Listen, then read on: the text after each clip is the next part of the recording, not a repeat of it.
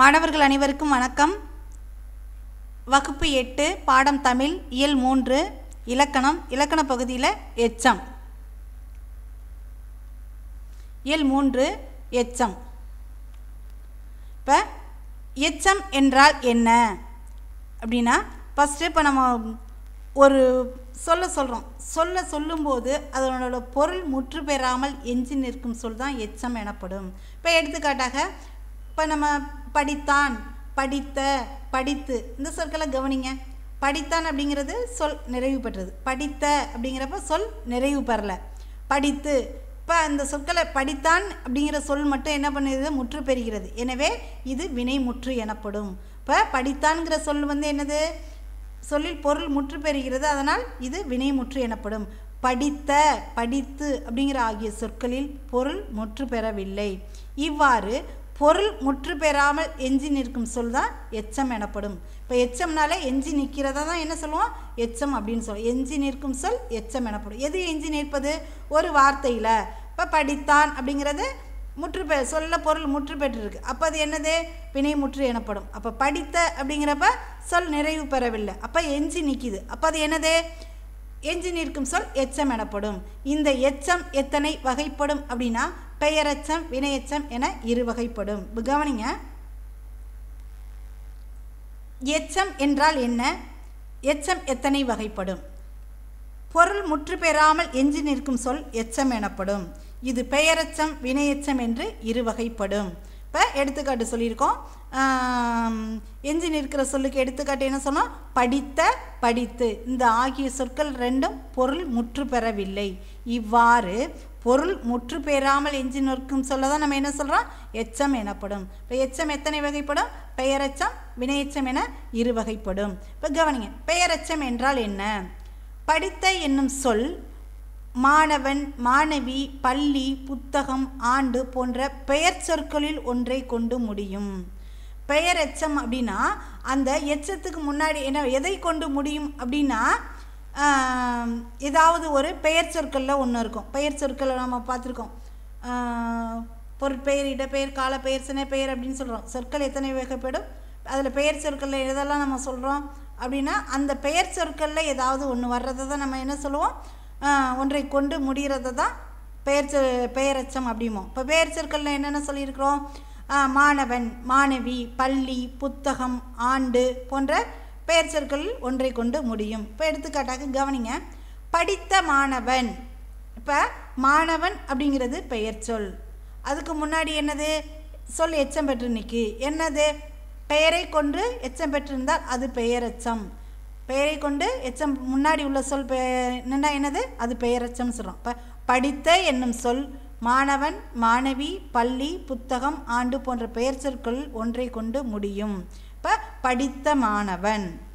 இவ்வாறு பெயரை கொண்டு முடியும் எச்சம் பெயரெச்சம் ஆகும்.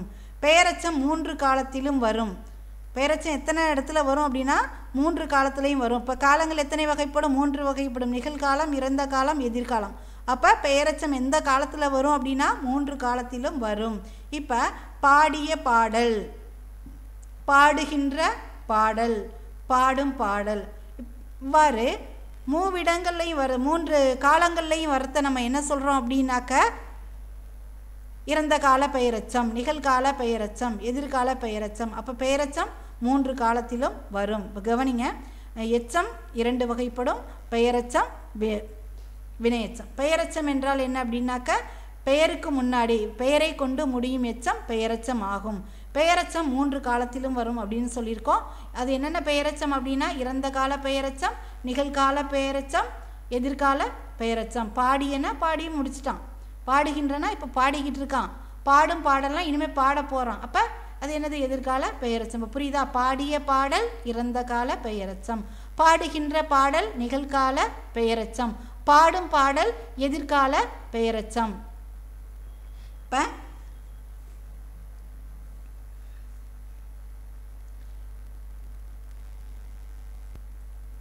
பெயரெச்சத்திலேயே 2 வகை இருக்குது. தெரிநிலை பெயரெச்சம், குறிப்பு பெயரெச்சம்.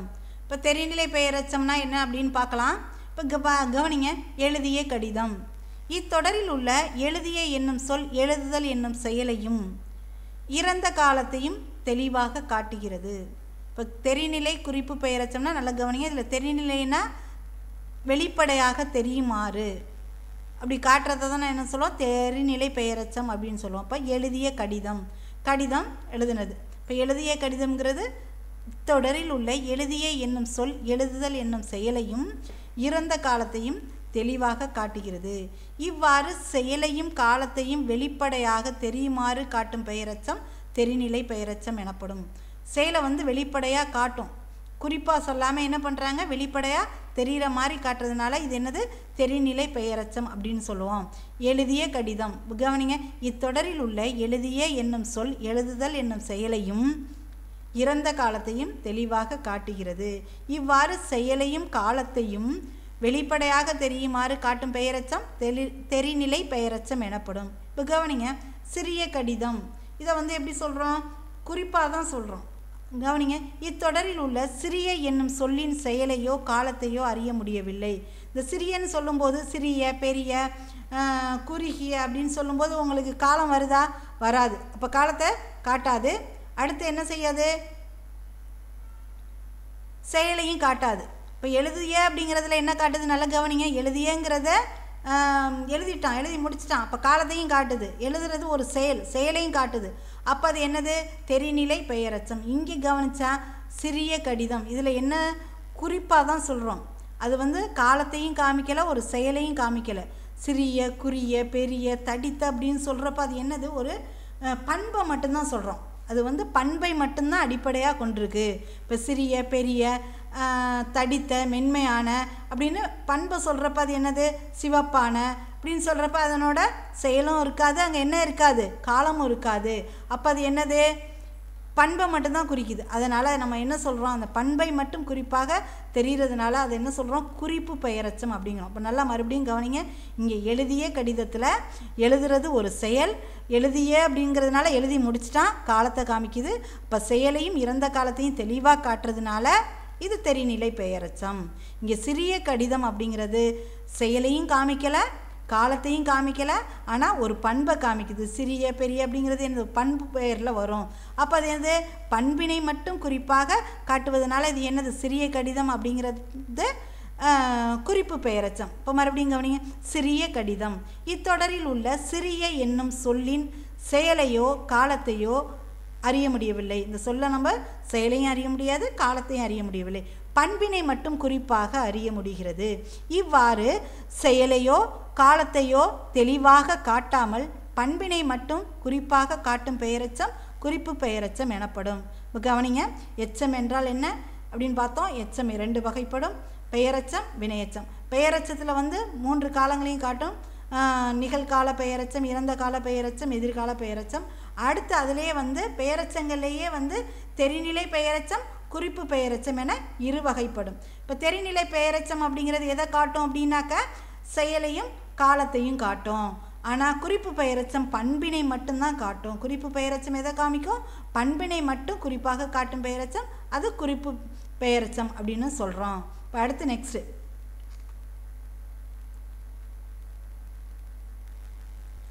வினையச்சம் என்றால் என்ன. வினையச்சம் அப்படின்னாவே வினையை கொண்டு முடிகிற எச்சம் தான் வினையச்சம் எனப்படும்.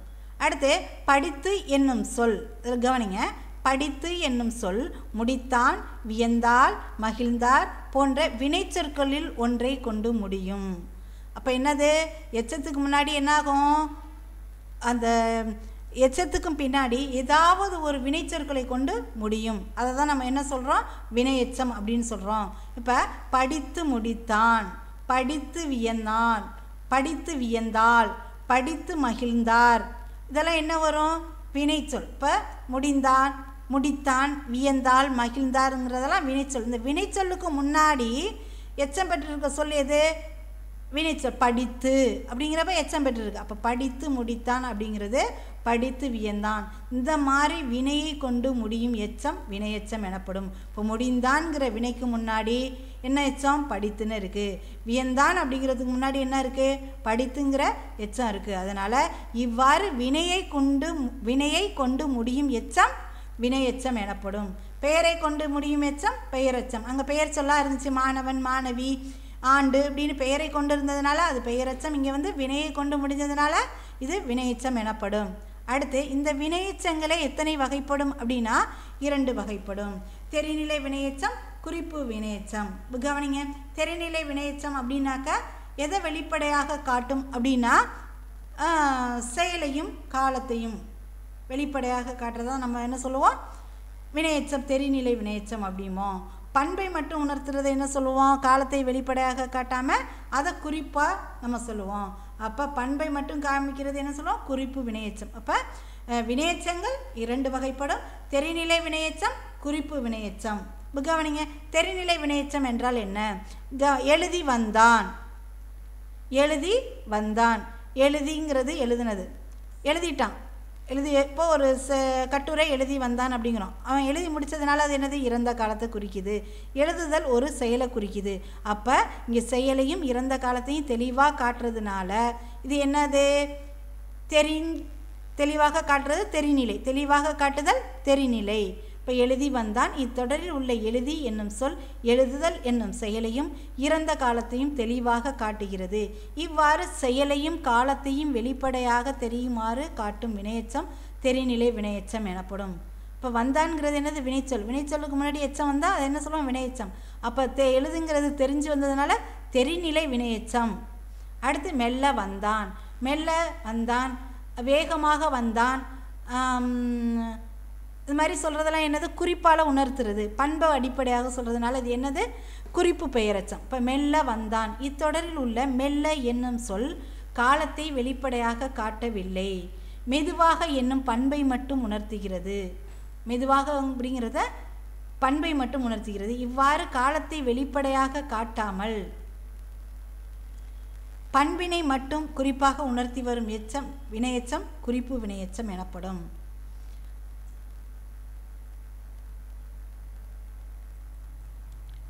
அடுத்து முற்றெச்சம். வள்ளி படித்தனள், இத்தொடரில் படித்தனள் என்னும் சொல் படித்தால் என்னும் வினைமுற்று பொருளை தருகிறது. இங்கே என்னது, படித்தனள் அப்படிங்கிற சொல் எதை தருது அப்படின்னா படித்தனள் அப்படிங்கிற சொல் படித்ததை படித்தால் அப்படிங்கிற வினைமுற்று பொருளை தருகிறது. வள்ளி படித்தனள் மகிழ்ந்தாள், இத்தொடரில் படித்தனள் என்னும் சொல் படித்து என்னும் வினையெச்ச பொருளை தருகிறது. இவ்வாறு ஒரு வினைமுற்று எச்ச பொருள் தந்து மற்றொரு வினைமுற்றை கொண்டு முடிவது முற்றெச்சம் எனப்படும். இது வந்து படித்தனள் அப்படிங்கிற சொல்லுங்க, கவனிங்க. வள்ளி படித்தனள், வள்ளி படித்தனள் மகிழ்ந்தாள். இப்போ என்ன, படித்தனள் என்னும் சொல் படித்து அப்படிங்கிற வினையெச்சை பொருளை தந்து இவ்வாறு ஒரு வினைமுற்று எச்ச பொருள் தந்து மற்றொரு வினைமுற்றை கொண்டு முடிவது முற்றெச்சம் எனப்படும். ஒரு எச்ச பொருளை தந்துட்டு மற்றொரு வினைமுற்றை கொண்டு முடிகிறத என்ன சொல்கிறோம், முற்றெச்சம் எனப்படும். இதில் இருந்து என்ன கொஸ்டின், முற்றெச்சம் என்றால் என்ன, எடுத்துக்காட்டு தருக அப்படின்னாக்கா எடுத்துக்காட்டோடு எழுதணும். வள்ளி படித்தனள் மகிழ்ந்தாள். அப்போ ஒரு எச்ச பொருளை தந்து மற்றொரு வினைமுற்றை கொண்டு முடிவது முற்றெச்சம் எனப்படும். இப்போ நம்ம இது வரைக்கும் எச்சம் என்றால் என்ன, எச்சம் எத்தனை வகைப்படும், பெயரெச்சம் வினையெச்சம், பெயரெச்சத்தில் எத்தனை, குறிப்பு பெயரெச்சம், தெரிநிலை பெயரெச்சம், குறிப்பு பெயரெச்சம், வினையெச்சத்தில் 2, தெரிநிலை வினையெச்சம், குறிப்பு வினையெச்சம் என 2 வகைப்படும். அடுத்து முற்றெச்சம் பார்த்தோம். அடுத்து கீழே உங்களுக்கு புக்கை எடுத்து வச்சுக்கோங்க. புக்கை எடுத்து வச்சுக்கிட்டு நெக்ஸ்ட்டு கற்பவை கற்றபின் அப்படின்னு இருக்கும். அந்த கற்பவை கற்றபின்னில் வந்த அப்படிங்கிற சொல்லை பயன்படுத்தி வெவ்வேறு தொடர்களை எழுதுக. எடுத்துக்காட்டுக்கு வந்த மாணவன் சொல்லியிருக்காங்க, வந்த மாடு. இப்போ வந்தங்கிற சொல்லை வச்சு நீங்கள் என்ன செய்யணும், வெவ்வேறு தொடர்களை அமைக்கணும். எடுத்துக்காட்டுக்கு 2 கொடுத்துருக்குறாங்க, நான் ஒன்று எக்ஸ்ட்ரா சொல்கிறேன், நீனா 2 எழுதிக்க. வந்த மக்கள், வந்த குதிரைகள். இப்போ நீ எக்ஸ்ட்ரா என்னென்ன எழுதலாமோ எழுதிக்க. அடுத்து வரைந்து அப்படின்னு சொல்ல பயன்படுத்தி நீ என்ன செய்யணும், வெவ்வேறு தொடர்களை எழுதணும். முதல்ல வந்தது என்னது, பெயரெச்சம். அடுத்து வர்றது வினையெச்சம். வரைந்து வந்தான், வரைந்து வந்தான். அடுத்து வரைந்து முடித்தான். இதே வச்சு நீ என்ன செய்யணும், வேறு எழுதணும். வரைந்து போற்றினர், வரைந்து முடித்தான், வரைந்து நடித்தான், வரைந்து ஓடினான். இது மாதிரி சொல்ல பயன்படுத்தி வெவ்வேறு தொடர்களை நீ என்ன செய்யணும், உருவாக்கணும். அடுத்து மதிப்பீடு.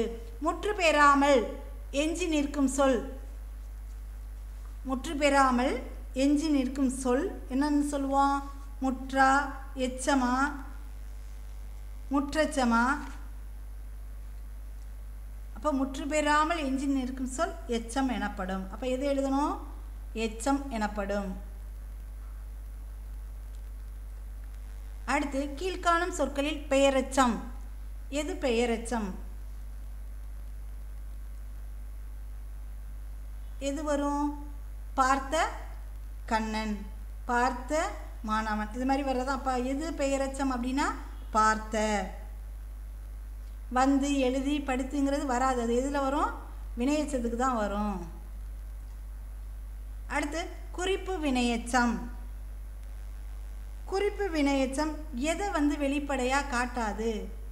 காலத்தை வெளிப்படையாக காட்டாது. குறிப்பில் காலத்தை வெளிப்படையாக காட்டாது. அடுத்து நெக்ஸ்ட் பாருங்க, உங்களோட புக்லேயே இருக்கும் பொறுத்துக அப்படின்னு இருக்கும். அதை நீங்கள் என்ன செய்யணும்? எடுத்து பொருத்தணும். இப்போ நடந்து, நடந்துங்கிறது என்னது?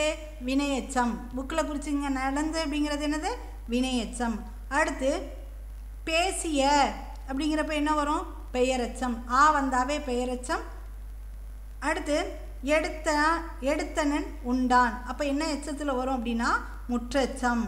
பெரிய, அப்போ பெரிய குறிப்பால் சொல்கிறதுனால என்னது? குறிப்பு பெயரெச்சம். இதை நீங்கள் பொறுத்தீங்க.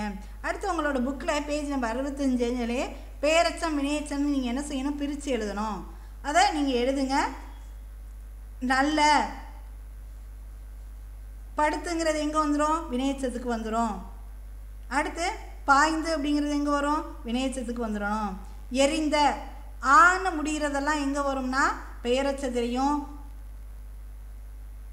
ஊங்கிறது முடிகிறதெல்லாம் எங்கே போகும் அப்படின்னா வினையெச்சங்களையும் வரும். நீ பிரித்து எழுதிக்க. தெரியலன்னா என்கிட்ட டவுட் கேளு. ஒரு 2 இது எடுத்துக்காட்டுக்கு சொல்லியிருக்கேன். நல்ல, எரிந்த, வீழ்ந்த, மாட்டிய, அழைத்த அப்படின்னாவே பெயரெச்சம். படுத்து, பாய்ந்து, கடந்து, பிடித்து, பார்த்துனாவே வினையெச்சம். அடுத்து எச்சம் என்றால் என்ன? அதன் வகைகள் யாவை? பொருள் முற்று பெறாமல் எஞ்சி நிற்கும் சொல் எச்சம் எனப்படும். அது இருவகைப்படும். அடுத்து அழகிய மரம், எச்சை வகையை விளக்குக அப்படின்னு சொல்லியிருக்காங்க. அழகிய மரம், இத்தொடரில் அழகிய என்னும் சொல்லின் செயலையோ காலத்தையோ அறிய முடியவில்லை. பண்பினை மட்டும் குறிப்பாக அறிய முடிகிறது. இவ்வாறு செயலையோ காலத்தையோ தெளிவாக காட்டாமல் பண்பினை மட்டும் குறிப்பாக காட்டும் பெயரெச்சம் குறிப்பு பெயரெச்சம் எனப்படும். முற்றெச்சத்தை சான்றுடன் விளக்குக. அந்த உன்னோட எடுத்துக்காட்டில் இருக்கு வள்ளி படித்தனல் இருக்கு பார்த்தியா? அதை அப்படியே எழுதி அதை நீ எழுதிக்கலாம். வள்ளி படித்தனல் மகிழ்ந்தாளுங்கிறத எடுத்து எழுதி. அடுத்து வினையெச்சத்தின் வகைகள் யாவை? தெரிநிலை வினையெச்சம், குறிப்பு வினையெச்சம் என இருவகைப்படும் சொல்லி அதை விளக்கணும். அடுத்து உன்னோட புக்கில் புக் பேக் கொஸ்டின் ஃபுல்லாகவே நீ என்ன செய்யணும்னா படிச்சுக்க. அடுத்து உடல் நலம் குறித்த விழிப்புணர்வு உரைகளில் ஒழிப்பது விலை கேட்டு மகிழ்கன்னு இருக்கு. உணவே மருந்து அப்படிங்கிறத பேசணும். சொல்ல கேட்டு எழுதணும். அறிந்து பயன்படுத்துவோம். உவமை தொடர்கள். நாம் பேச்சிலும் எழுத்திலும் கருத்துக்களை எளிதாக விளக்குவதற்காக சில தொடர்களை அவை உவமை தொடர்கள் எனப்படும். இப்போ எடுத்துக்காட்டாக சொல்லுவோம், மடை திறந்த வெள்ளம் போல அப்படின்னு சொல்லுவோம். எதுக்கு இதை வந்து எடுத்துக்காட்டாக சொல்கிறோம்? நல்லா தடையின்றி மிகுதியாக அப்படியே தடை இல்லாமல் பேசுகிறவனை சொல்லுவோம். மடை திறந்த வெள்ளம் போல பேசுகிறான்டா, அப்போ தடையின்றி மிகுதியாக. திருவிழாவை காண மடை திறந்த வெள்ளம் போன மக்கள் வந்தனர். அடுத்து என்னது? உள்ளங்கை நெல்லிக்கனி போல, இது வந்து வெளிப்படைத்தன்மையை சொல்லுது. பாரதியாரின் பாடல்கள் உள்ளங்கை நெல்லிக்கனி போல அனைவருக்கும் விளங்கும். அடுத்து பொறுத்துக இருக்குது, அதை பொறுத்திங்க. காக்கை உட்கார பனம்பழம் விழுந்தது போல், காக்கை உட்கார பனம்பழம் விழுந்தது போல், இது வந்து எப்படின்னாக்கா தற்செயல் நிகழ்வு. எங்கே இருக்குன்னு பார்த்து அதோட கிணறு வெட்ட பூதம் கிளம்பியது போல், கிணறு வெட்ட பூதம் கிளம்பியது போல் அப்படின்னா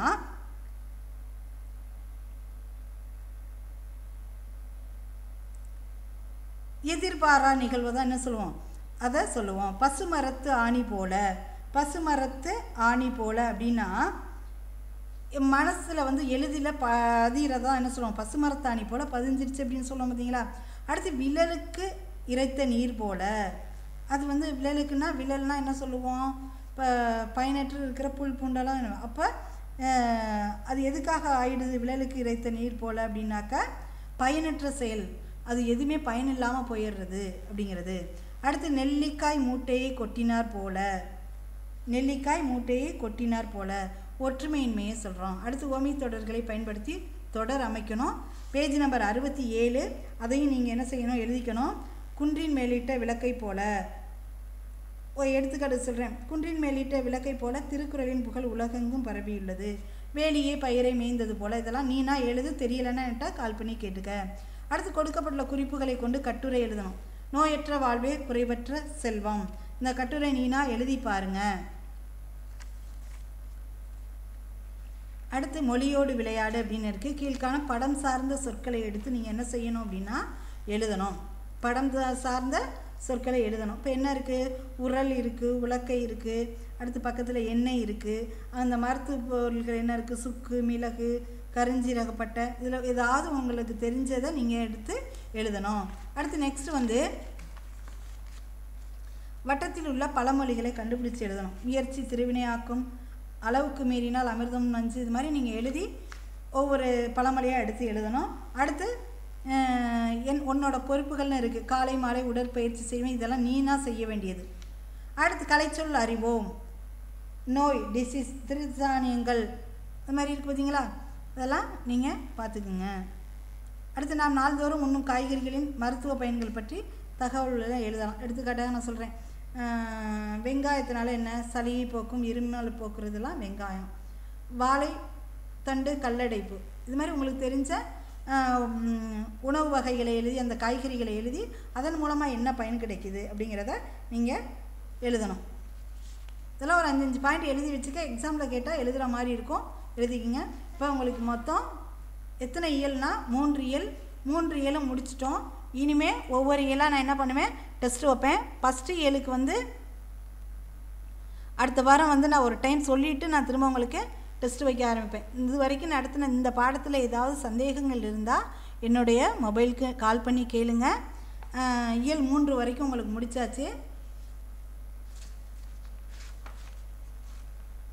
அடுத்த இயல் 4. இந்த 3 இயல்லையும் உங்களுக்கு இது ஒரு 3 டெஸ்ட்டு வச்சுருவேன். டெஸ்ட் வச்சதுக்கப்புறம் தான் 4வது இயல். டெஸ்ட்டு இந்த வாரத்தில் ஃபஸ்ட்டு இயலை வந்து நீங்கள் என்ன பண்ணுறீங்க அப்படின்னா நல்லா தரவு பண்ணிக்கிங்க. ஃபஸ்ட்டு இயலில் ஃபுல்லாக டெஸ்ட்டு அடுத்த வாரத்தில் நான் கொடுத்துருவேன். மாணவர்கள் அனைவருக்கும் சொல்கிறேன், பாய்ஸ் அண்ட் கேர்ள்ஸு கவனிச்சுக்கிங்க. இயல் 1 டெஸ்ட்டு வந்து நெக்ஸ்ட் வீக்கில் கொடுப்பேன், அதை எழுதணும். நல்லா படிச்சுக்குங்க. உங்களுக்கு புக் பேக் கொஸ்டினில் ஏதாவது சந்தேகங்கள் இருந்தால் என்கிட்ட கேட்டுக்குங்க. புக் பேக் கொஸ்டின் கேட்பேன், உள்ளேருந்து 1-2 கொஸ்டினும் கேட்கலாம். நன்றி, வணக்கம். அடுத்த வீடியோவில் சந்திப்போம்.